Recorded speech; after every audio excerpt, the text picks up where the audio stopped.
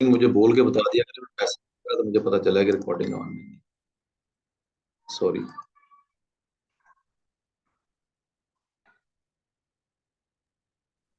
Sir ये kindly थोड़ा explain कर दीजिएगा, ये मेरे तो ऊपर से गुजर रहे हैं जो फार्मूला आप लिख रहे हैं ना सर।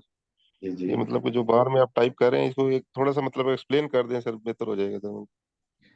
आपका पहले एक्सेल का कोई बैकग्राउंड नहीं आई थी? है सर, लेकिन इतना ज्यादा नहीं है सर। अच्छा।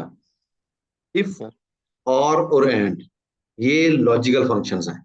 लॉजिकल फंक्शन उसको कहते हैं जहां पर हम कुछ दो वैल्यूज का कंपैरिजन करते हैं और हमें ट्रू या फॉल्स में रिजल्ट मिलता है, उसको हम कहते हैं सर लॉजिकल फंक्शंस। इफ भी ऐसे ही है, और भी ऐसे ही है, और एंड भी ऐसे ही है। इफ में हम एक लॉजिकल टेस्ट करते हैं, यानी कि कोई दो वैल्यूज को कंपेयर करते हैं और हमें रिजल्ट मिल जाता है। जैसे अगर हम इस सारे को इग्नोर करें या पिछले किसी फॉर्मूले की हम बात कर लेते हैं, ये हमने यहाँ पे इफ के बाद ये एक लॉजिकल टेस्ट किया, यानी कि कैलेंडर की जहां पर 202101 लिखी हो उस केस में 1 लिख दो, उसके अलावा जितनी भी वैल्यूज हैं सबके अगेंस्ट 0 लिख दो इस कॉलम के अंदर। तो ये है इसका इफ का एक लॉजिकल टेस्ट के साथ। अगर हम मल्टीपल लॉजिकल टेस्ट करने हो इफ में, तो या तो हम नेस्टेड इफ यूज करते हैं, यानी इफ के अंदर एक और इफ, उसके अंदर एक और इफ, और या इफ के साथ हम और या एंड यूज कर लेते हैं। एंड सेपरेट एक लॉजिकल फंक्शन है जो कि मल्टीपल लॉजिकल टेस्ट करता है। लॉजिकल टेस्ट मैंने आपको बताया क्या होता है, कि दो वैल्यूज को कंपेयर करना, उसको हम लॉजिकल टेस्ट करते हैं। एंड भी ऐसे ही करता है। फर्क सिर्फ इन दोनों में ये है कि एंड के केस में अगर तमाम हमारे लॉजिकल टेस्ट जो है उनके रिजल्ट ट्रू आएंगे।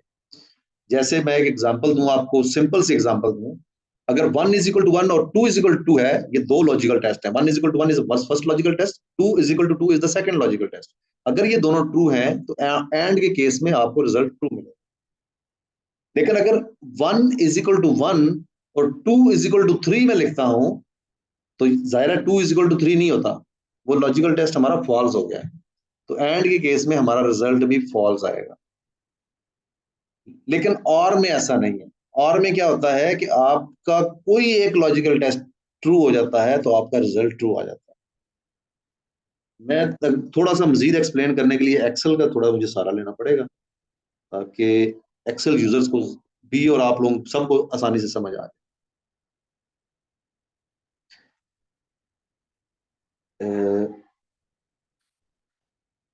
Value 1, value 2, value 3, value. अब ये चार वैल्यूज हैं, यहां पर लिखा हुआ है जी 100, 90, 100, 100। ये चार वैल्यूज हैं हमारी।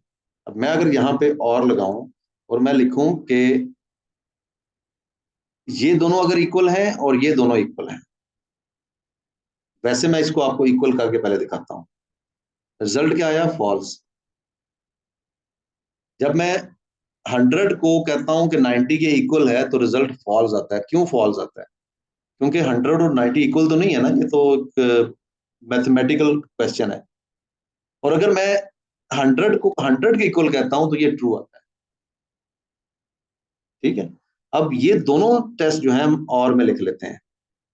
और 100 = 90 और 100 = 100। कौन बताएगा रिजल्ट क्या आएगा? Sir anyone? ट्रू आएगा। क्यों? ट्रू। सर एक कंडीशन के लिए हमारी हो रही है सर, एक कंडीशन ये। एक कंडीशन हमारी ट्रू हो रही है जिसकी वजह से इसका रिजल्ट ट्रू आएगा। अब अगर मैं यही लॉजिकल टेस्ट एंड के साथ करूंगा तो फिर क्या होगा? फॉल्स आएगा। फॉल्स आएगा। क्यों फॉल्स आया? एक कंडीशन पर ही एक फॉल्स है। कंडीशन। एक कंडीशन फॉल्स आ गई। अब इसको मजीद बेहतर तरीके से समझने के लिए लेट से ये कॉलम ए है, ये ए वैल्यू है और ये बी वैल्यू है।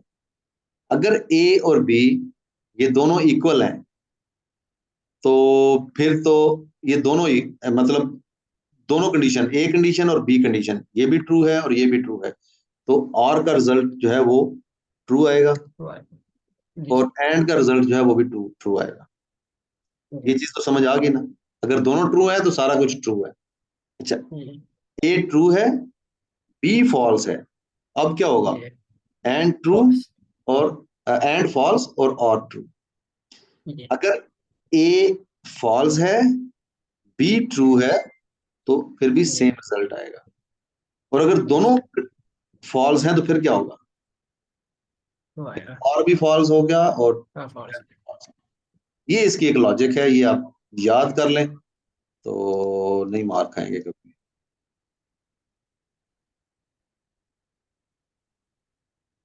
जिन्होंने पहले फार्मूले के ऊपर काम किया है डेक्स को, उनके लिए कम प्रैक्टिस की जरूरत है। और जो बंदा अभी से स्टार्ट कर रहा है डेक्स को सीखना, उसको बहुत ज्यादा प्रैक्टिस की जरूरत है, और एक फार्मूले को मल्टीपल टाइम ट्राई करना है आपने, तब जाके आप इसको सीख पाए। अच्छा, अब एक और काम करते हैं कि हम एक नया फंक्शन सीखते हैं ग्लोबल सुपर स्टोर के ऊपर। ये डेटा भी आप लोगों के पास है। मेरा ये मानना है कि अगर लेट्स से हम कोई ऐसी चीज लेते हैं जहां से हम कुछ ढूंढ सकें,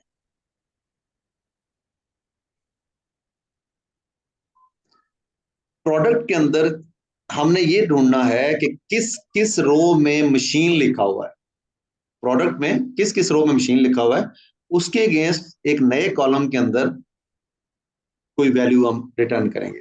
अब इफ से नहीं हम कर सकते, ये चीज आपने जहन में रखनी है। अगर आपके जहन में कहीं ये बात आई है कि हम इफ से ढूंढ लेंगे, अब इफ जो है वो आपके पूरे टेक्स्ट में, आप मशीन कभी आ रही है कार्डिनल बाइंडिंग मशीन है, कभी एवरी बाइंडिंग मशीन है, कभी एको बाइंडिंग मशीन है, तो मशीन का फुल नेम जो है वो मैच नहीं कर रहा, हम इफ कंडीशन और या एंड वगैरह यूज नहीं कर सकते। हम कौन सी कंडीशन यूज करते हैं इस केस में?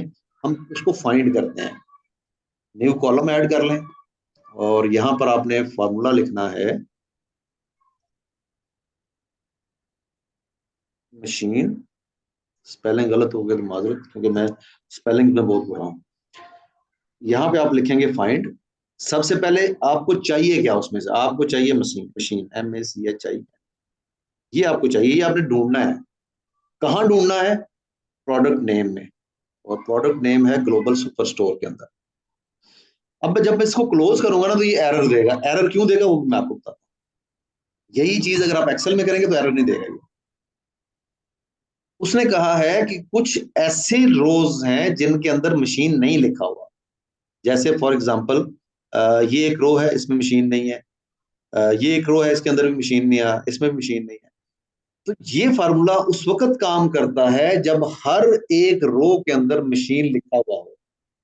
अगर हमें चाहिए कि लिखा है या नहीं लिखा, हमें रिजल्ट चाहिए, तो फिर हम क्या करते हैं, यहां पर हम 2 दफा कॉमा डालते हैं, और देखें जैसे ही मैंने दूसरा कॉमा डाला तो नॉट फाइंड वैल्यू हाईलाइट हो गया है। अगर वैल्यू ना मिले तो फिर क्या करना है? फिर आपने उसको ब्लैंक का एक फंक्शन दे दिया। ये भी ऐसे ही काम करता है जैसे टुडे का फंक्शन कुछ चीज रिटर्न करता था, तो ये ब्लैंक एक रिटर्न कर देता है। उसके केस में आप उस कॉलम को ब्लैंक छोड़। अब जब मैं एंटर करूंगा तो कुछ में कुछ नंबर्स लिखे हुए आगे, ये देखें, और कहीं पर ब्लैंक वैल्यूज आ गए। अब नंबर मुख्तलिफ क्यों है, कोई बता सकता है मुझे? किसी में 15 है, किसी में 14 है। इवन मैंने भी ड्रॉप डाउन से देखा था, कहीं पे 54 भी आ रहा, 52 भी आ रहा। ये सर नंबर इनकी अरे के लिहाज से किस ये लेंथ में, ये तो नहीं है अरे लेंथ। अब ये कर क्या रहा है बेसिकली? ये जो पहला वर्ड है ना, जैसे हम पहली रो की बात करें, ए को ये 1 रीड करता है, बी को 2 रीड करता है, और स्पेस को भी इसमें आपने काउंट करना है। जब काउंट करते करते आप एम तक आएंगे तो नंबर 15 बनेगा एम का, आप काउंट करके देख लें। तो जहां पर 52 आ रहा है ना, इसका मतलब यह है कि मशीन का वर्ड, अब जरा मैं पहले उसको फिल्टर करूं फिर आपको बताता हूं। मशीन का वर्ड की 52nd पोजीशन पे जाके लिखा हुआ है। ये देखिए, ये तो बहुत ही लंबा कोई टेक्स्ट है, और इसमें ये यहाँ पे जाके मशीन लिखा हुआ। अब इससे पहले जितना कुछ भी है ये सारा आप कैलकुलेट करके देख लें तो आपको अंदाजा हो जाएगा कि मशीन का वर्ड जो है 52nd पोजीशन पे है। अच्छा, अब ये मे भी आप लोगों के लिए मीनिंगफुल ना हो। आप तो ये चाहते थे ना कि मशीन है या नहीं है, आपने सिर्फ ये चेक करना था।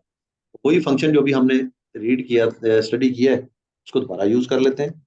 If find is greater than 0, comma yes, comma blank. अगर कोई नंबर लिखा हुआ है 1 से लेके 52 या जो भी है, तो यस लिख दो, अदरवाइज ब्लैंक छोड़ दो। अब ये देखें, हर वो रो जिसमें मशीन लिखा है उसमें यस आ गया, और जहां पर मशीन नहीं लिखा हुआ वो ब्लैंक आ गया। तो इस तरह से आप फाइंड फंक्शन भी यूज कर सकते हैं। ये भी मैं चैट में शेयर कर रहा हूँ, अपने पास जरा इसको भी सेव कर। अब आते हैं थोड़े से आसान फार्मूलाज की तरफ। अभी तक तो हमने बड़े ही मुश्किल मुश्किल फार्मूले पढ़े हैं, अब जरा थोड़े से आसान कर लेते हैं। मैं ये कहता हूं कि मुझे लेफ्ट साइड से 5 वैल्यूज चाहिए प्रोडक्ट नेम में से, कोई सी भी 5 जो भी आ रही हैं लेफ्ट साइड से चाहिए। मैं क्या करता हूं, एक न्यू कॉलम ऐड करें और इसका नाम हम रख देते हैं लेफ्ट वैल्यूज। फार्मूला जो है वो भी लेफ्ट है। टेक्स्ट का मतलब ये है कि कॉलम का नाम दे दें,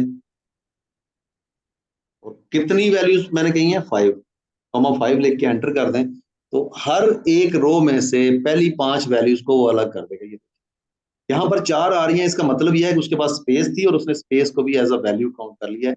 अगर आप इसको देखना चाहें कि वाकई ऐसा है या नहीं है, तो LEN का एक फार्मूला है लेंथ का, वो यूज कर लें, आपको हर जगह पे 5 ही लेंथ मिलेगी इस कॉलम।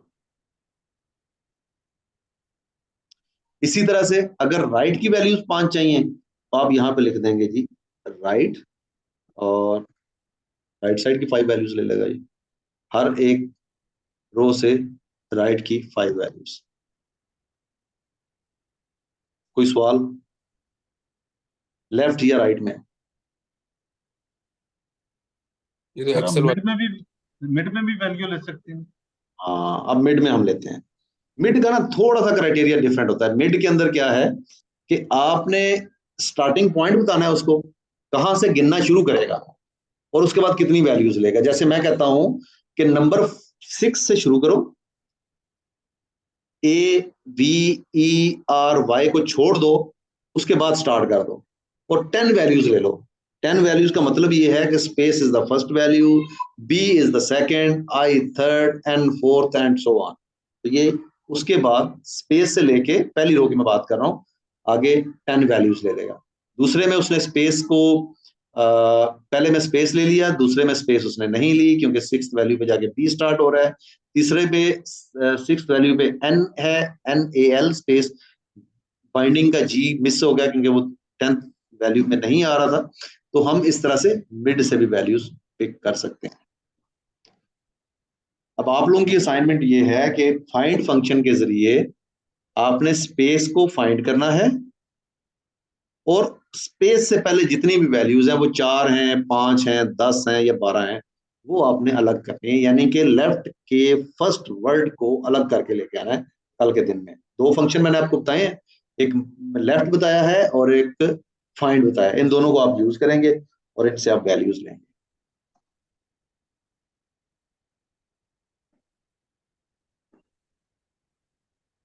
ओके हो गया जी, आगे चलें। नेक्स्ट हमारा फंक्शन है, बहुत इंपॉर्टेंट फंक्शन है, ये भी अपने पास नोट कर लीजिएगा। फार्मूला मैं आपके पास पेस्ट कर दूं फाइंड का मैंने कर नहीं दिया, मिड का कर दूं। चलें इसमें मिड का कर देता हूं, और लेफ्ट राइट तो आसान है, वो आपको अंदाजा हो ही गया होगा। इसी टेबल पे मैंने एक और टेबल बनाना है, इस टेबल की बेस के ऊपर एक और टेबल बनाना है, लेकिन वो टेबल होगा सिर्फ और सिर्फ कंज्यूमर सेगमेंट का, और उस टेबल के अंदर ऑर्डर डेट होगी, शिपमेंट मोड होगा, सेगमेंट होगा, दैट्स इट। और कोई चीज नहीं चाहिए। बहुत सारे कॉलम्स हैं, मुझे नहीं चाहिए, मुझे सिर्फ ये 3 या 4 कॉलम चाहिए। तो वो कैसे बनेगा? इस पूरे टेबल में से सिर्फ 3 या 4 कॉलम का टेबल अलग कैसे करना, और फिल्टर भी करना है कि उसमें से सेगमेंट सिर्फ कंज्यूमर आ रहा हो। उसके लिए हम क्या करते हैं जी कि हम एक नया टेबल ऐड करते हैं, न्यू टेबल, और ये हम करते हैं मे बी डायनामिक टेबल लिख देता हूँ इसका नाम मैं। अब आपको ये तो अंदाजा हो गया ना कि ये जो टेबल नेम, मेयर नेम या कॉलम नेम है, ये कोई भी रख सकते हैं आप, मीनिंगफुल हो और डुप्लीकेट ना हो। उस तरह का कॉलम नेम या मेयर नेम या टेबल नेम पहले कहीं यूज ना हुआ। अगर यूज होगा तो वो एरर दे देगा। अच्छा, डायनामिक टेबल मैंने बनाना है जी समराइज कॉलम्स।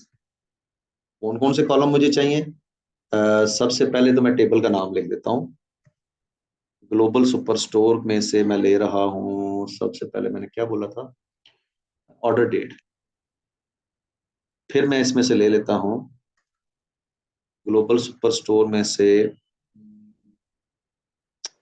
मैं भूल गया हूँ मैंने उस वक्त कौन कौन से कॉलम गए थे, वैसे ही रैंडम कुछ कॉलम ले लेते हैं, प्रोडक्ट नेम ले लेते हैं, और एक लास्ट कॉलम जो मैंने, मुझे याद है वो मैंने कहा था सेगमेंट ले लेते हैं। ये 3 कॉलम्स मैंने लिए और इनको कर दिया एंटर। लेकिन अब क्या है कि मैं जब सेगमेंट के ऊपर क्लिक करता हूं तो यहाँ पर कंज्यूमर भी आ रहा है, कॉर्पोरेट भी आ रहा है और होम ऑफिस भी आ रहा है। लेकिन मैंने आपको बताया था कि मुझे सिर्फ कंज्यूमर वाला चाहिए, बाकी मुझे नहीं चाहिए। अब अगर मैंने इसमें से फिल्टर करना है, मैंने क्या करना है, फिल्टर करना है, उसके लिए फिल्टर का ही फंक्शन यूज होगा। ये भी आपने याद रखना है, जिस फंक्शन को आप यूज कर रहे हैं वैसा ही उसका नाम है। फिल्टर फंक्शन किस बेस के ऊपर फिल्टर कर रहे हैं जी? आप कर रहे हैं सेगमेंट कॉलम की बेस के ऊपर। और सेगमेंट कॉलम में आप क्या ढूंढ रहे हैं? कंज्यूमर।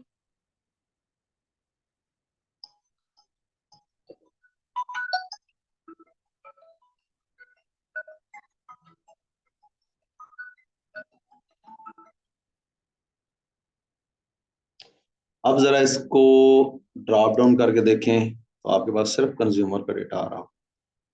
मुश्किल नहीं है, लेकिन 8 से 10 मरतबा प्रैक्टिस करेंगे तभी जाके याद होगा। इस तरह याद नहीं हो रहा, लेकिन इसका यूज बहुत ज्यादा है। ये हमारा फिल्टर फंक्शन भी कवर हो गया और समराइज कॉलम फंक्शन भी कवर हो गया। अच्छा, अब ये तो मैंने एक टेबल बना लिया।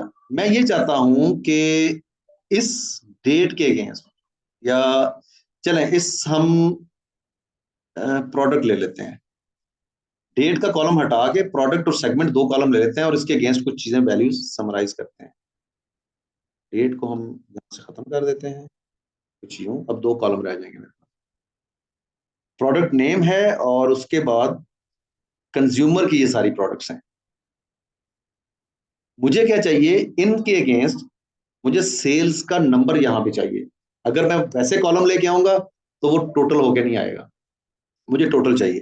कैसे टोटल करूंगा? एक न्यू कॉलम ऐड करता हूं। आप में से जो एक्सेल वाले हैं उनको पता है कि सम इफ से एक फंक्शन होता है। आई होप कि आप लोगों को सम इफ या सम इफ का अंदाजा होगा क्या काम करता है। यहां पर बदकिस्मती से सम इफ नहीं है, यहां पर एक और फंक्शन है कैलकुलेट। कैलकुलेट के 2 पार्ट होते हैं, एक पार्ट होता है एक्सप्रेशन का और दूसरा पार्ट होता है फिल्टर का। एक्सप्रेशन का क्या मतलब है? एक्सप्रेशन का मतलब ये है कि आपने क्या करना है, सम करना है, एवरेज करना है, मिनिमम वैल्यू लेनी है, मैक्सिमम वैल्यू लेनी है, क्या करना चाह रहे हैं। इस केस में हम इसको सम करते हैं, और सम करते हैं हम ग्लोबल सुपर स्टोर के कॉलम सेल्स को। इसको हम सम कर लेते हैं। अब दूसरा पार्ट है फिल्टर का, और फिल्टर में मैं जाके उसी तरह से जैसे पहले फिल्टर यूज किया था। फिल्टर का क्राइटेरिया क्या है? सबसे पहले मैंने टेबल का नाम देना है जो कि ग्लोबल सुपर स्टोर है, ग्लोबल सुपर स्टोर 2।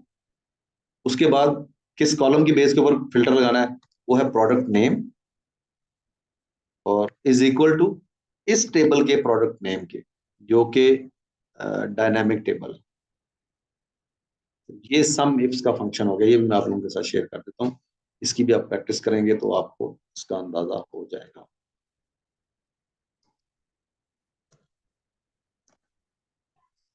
ये भी आपकी असाइनमेंट है, आपने एक टेबल बनाना है और उसके अंदर वैल्यू सम करनी है सेल्स की। अब एक छोटा सा काम और करते हैं, एक नया टेबल बनाते हैं जिसमें हम सिर्फ और सिर्फ सिटी को लेके आएंगे, और सिटी के अगेंस्ट हम फार्मूले की मदद से कंट्री पिक करेंगे ग्लोबल सुपर स्टोर से। तो मैं एक लास्ट डेक्स लिखने जा रहा हूं जो कि न्यू टेबल, और यहां पर मैं लिखूंगा सिटी।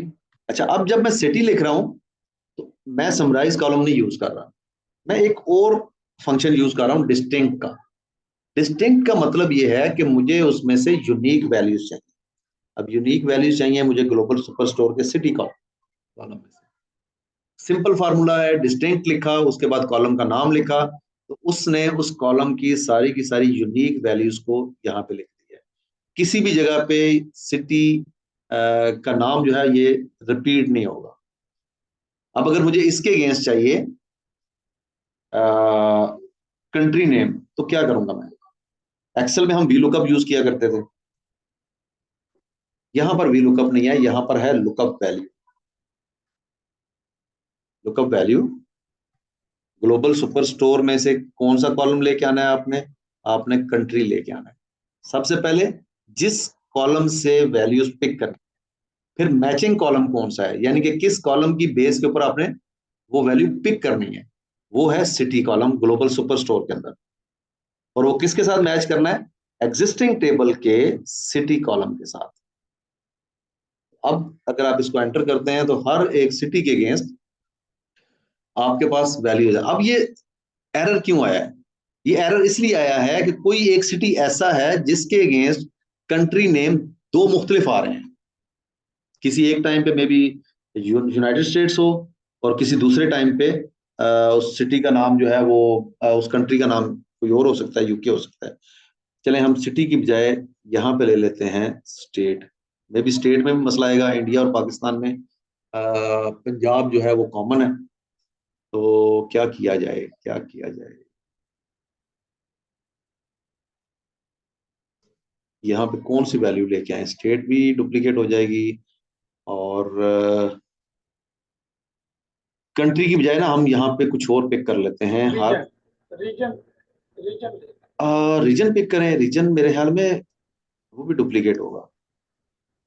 लेट्स सी, रीजन भी एक वैल्यू के अगेंस्ट मल्टीपल वैल्यूज आ रही हैं। अच्छा, अगर मैं इस जगह पे स्टेट लिखूं तो फिर क्या होता है? स्टेट, अब स्टेट पंजाब दो हैं, लेकिन आई थिंक वो एक ही रीजन में आएंगे। Again error. अच्छा, ये अब सिटी खत्म हो गया, अब स्टेट आ गया, स्टेट, और ये भी स्टेट हो गया। लेट्स सी,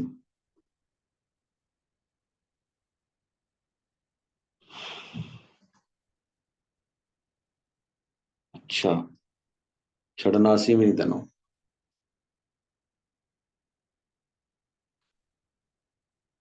ऑर्डर आईडी, और अब तो हर ऑर्डर जो है वो किसी एक कंट्री के अंदर ही जा रहा होगा, I hope so.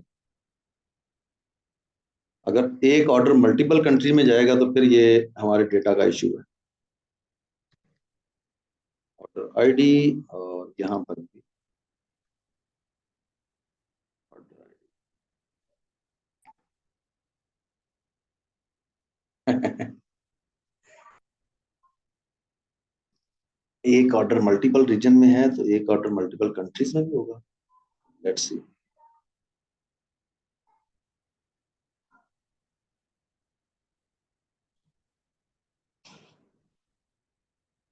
Global super store order ID, और एक ऑर्डर आईडी जो है वो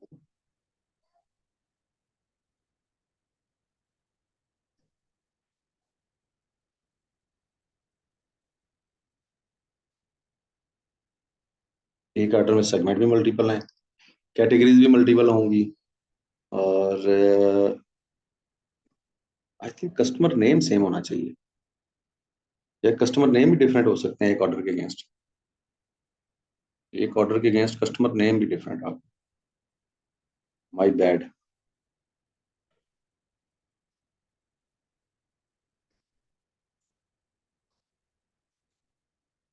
कस्टमर आईडी, लेट्स सी। अब ये अगर हुआ तो फिर तो ये बहुत ही बड़ी बैड है हमारी। अगर कस्टमर आईडी जो है वो भी एक customer ID against multiple customer ID है, इट्स मींस कि हमारे डेटा के अंदर फ्लॉ है। ऐसा हो नहीं सकता कि एक कस्टमर आईडी के अगेंस्ट मल्टीपल कस्टमर्स। शुक्र है एक चीज तो ठीक हो। और ये है जी कस्टमर नेम। एरर आपको समझ आ गई होगी किस वजह से आ रहा है। अगर आपकी ये एक वैल्यू है, इसके अगेंस्ट दूसरे टेबल में दो रिजल्ट्स हैं, दो मुख्तलिफ रिजल्ट्स हैं, तो फिर एरर आएगा। अगर ये जैसे ये ऑर्डर है, कस्टमर है, इसकी आईडी 100 मरतबा आ रही है, लेकिन 100 मरतबा ही रिक ही उसका नाम आ रहा है, रिक हैंसन, तो फिर वो एरर नहीं देगा, वो वैल्यू पिक कर लेगा। ये मैं आपके साथ इसका लुकअप वैल्यू का फंक्शन भी शेयर कर देता हूँ। और अब चलते हैं प्रैक्टिस की तरफ या आपके सवालों की। कॉपी करते जाएं सारे, और अगर कोई इतना कर दे कि ये सारे जो कॉपी किए हुए हैं ये ग्रुप में भी डाल दे, जो लोग नहीं हैं वो वहां से देख लेंगे।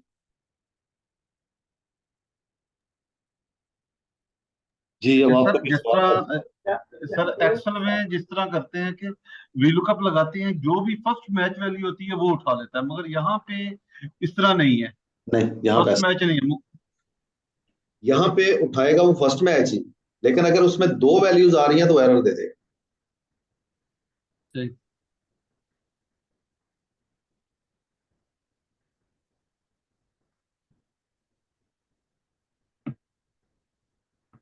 इसकी ना आपको काफी ज्यादा प्रैक्टिस करनी पड़ेगी। जब तक आप इसकी प्रैक्टिस नहीं करेंगे ये आपको हजम नहीं होंगे। और एक फार्मूले को 8-8 10-10 मरतबा लिखें।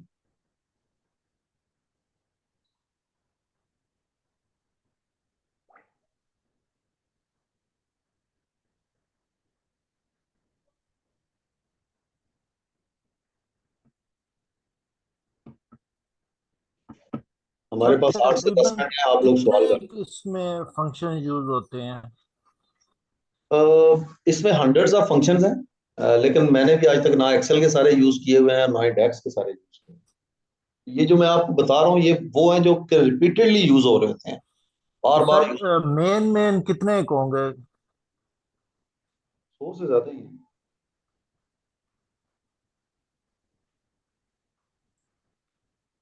नहीं, मेरा क्वेश्चन ये है सर के मेनली मतलब है कि 10 या 15 या 20 कितने ज्यादातर जो है जो आपको कम से मतलब कम सीख लेने कंटिन्यूस चाहिए। यूज होते हैं, ये ताकि तकरीबन बंदा उनकी 30 ज्यादा से प्रैक्टिस 35 कर ले। फंक्शन ऐसे हैं जो कि बहुत इंपॉर्टेंट है, जो कि आपको लाजमी सीखने चाहिए।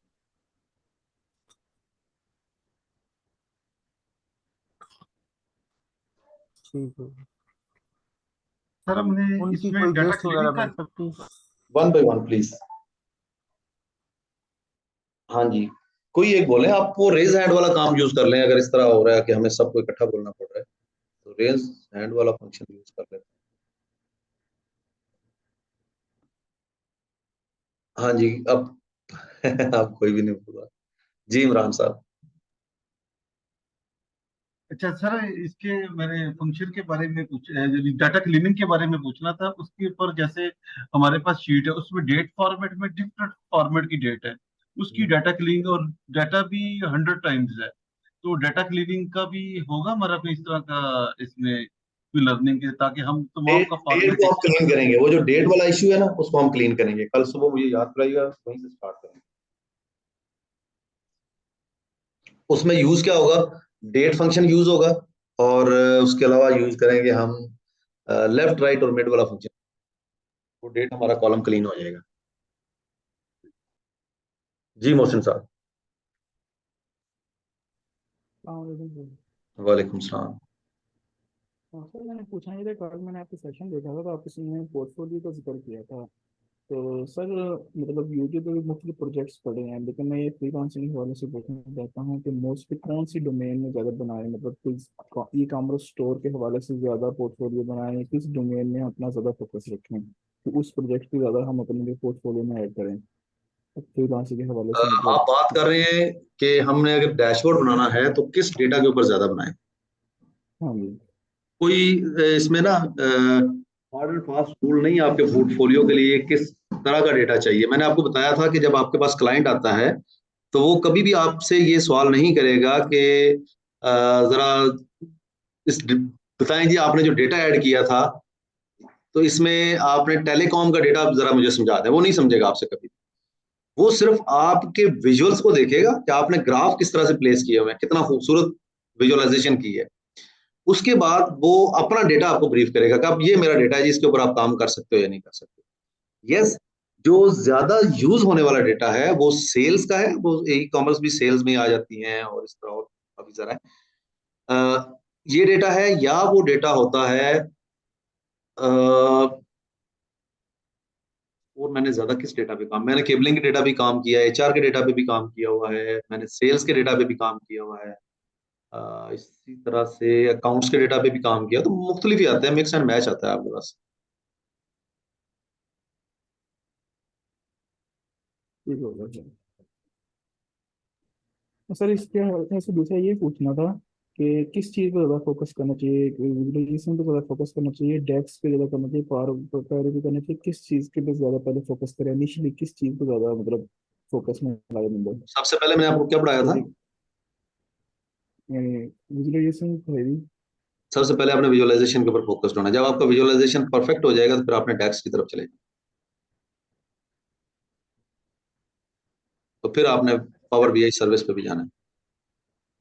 सर इसमें ये जो डेक्स के आप मेंशन कर रहे थे 30 तकरीबन है जो ज़्यादा मोस्टली यूज होते हैं जो फंक्शंस हैं, तो उनकी कोई प्रेफरेंस लिस्ट है मैं कि जैसे जैसे लिखवा रहा हूँ आपको, आप इसकी लिस्ट बनाते जाएं और फिर बाद में ग्रुप में शेयर कर दीजिए।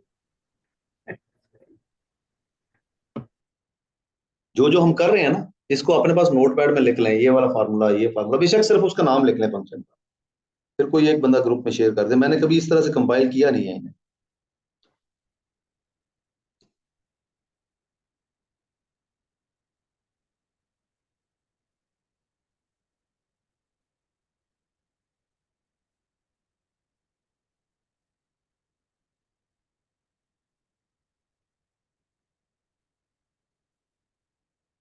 जी, और कोई सवाल टैक्स के हवाले से?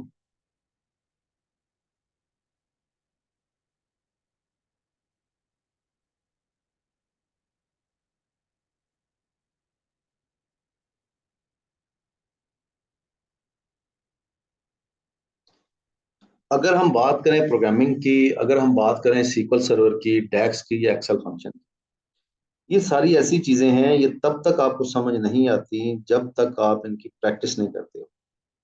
अगर आप ये समझो कि मैं आपको 10 से 15 मरतबा यहाँ पे बोल के बताऊं और आपको समझ आ जाएगी, तो बिल्कुल भी समझ नहीं आएगी। आप ये वीडियो 15 से 20 मरतबा देख लेंगे तो आपको बिल्कुल भी समझ नहीं आएगी।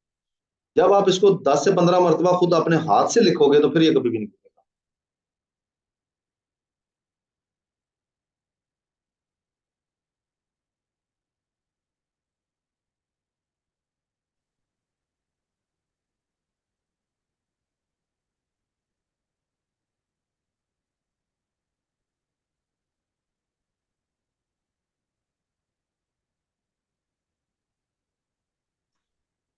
और मेरा सवाल, जी जी, पूछें पूछें। असाइनमेंट्स क्या है कल? असाइनमेंट यही फॉर्मूले हैं। एक तो मैंने आपको बताया था कि आपने लेफ्ट में से 5 वैल्यूज पिक करनी है, लेफ्ट और फाइंड फंक्शन यूज करके, वो आपकी असाइनमेंट का पार्ट है। अब वो कैसे शेयर करनी है, जाहिर है मैं तो उसी में आपसे एक्सपेक्ट करूंगा कि आप उसका स्क्रीनशॉट लोगे और ग्रुप में डाल दोगे, मैं वहां से देख लूंगा। इसके अलावा लुकअप वैल्यू आप यूज कर सकते हैं, ये लिखें, लिख के प्रैक्टिस करें, इसका आप स्क्रीनशॉट शेयर कर दें, लेकिन वो कॉलम ना यूज कीजिएगा जो मैंने किए हुए हैं। इसी तरह से आप कैलकुलेट सम का फंक्शन यूज कर सकते हैं, समराइज फिल्टर का फंक्शन यूज कर सकते हैं। इनके स्क्रीनशॉट लें और ग्रुप में फेंकते जाएं।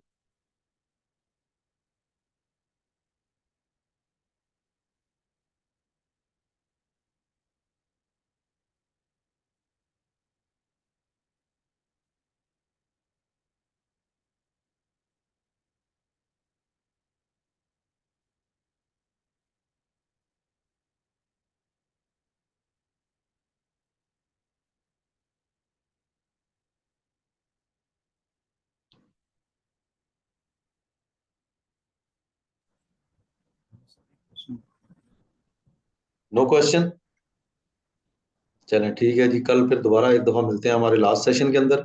और कल हमारा एक सेशन होगा, एक पार्ट होगा, कुछ डेक्स को हम स्टडी करेंगे, कुछ डेक्स कहाँ से सीखने हैं मैं आपको जगह बता दूंगा, और बाकी हम पावर बीआई सर्विस के ऊपर टाइम स्पेंड करेंगे।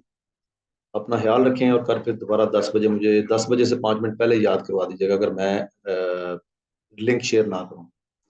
बहुत शुक्रिया जी, अल्लाह हाफिज। अल्लाह हाफिज सर। अल्लाह हाफिज़।